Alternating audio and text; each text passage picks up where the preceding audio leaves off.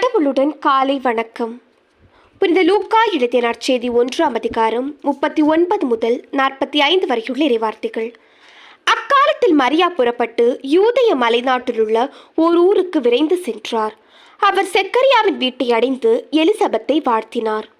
மரியாவின் வாழ்த்தை எலிசபெத்து கேட்டபொழுது எலிசபெத்து வயிற்றிலிருந்த குழந்தை மகிழ்ச்சியால் துள்ளிற்று.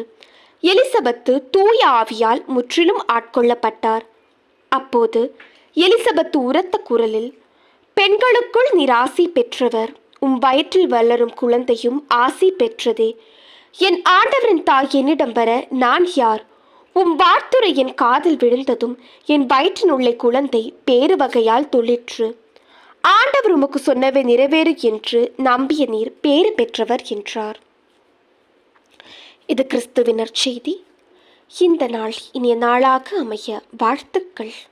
பல பல பல புதுமைகள், பெருமைகள், இனிமைகள் இறங்கிய நல்ல நாள், ஒரு நல்ல நாள், நம் தேவன் தந்த நாள். இது நல்ல நாள், ஒரு நல்ல நாள், நம் தேவன் தந்த நாள்.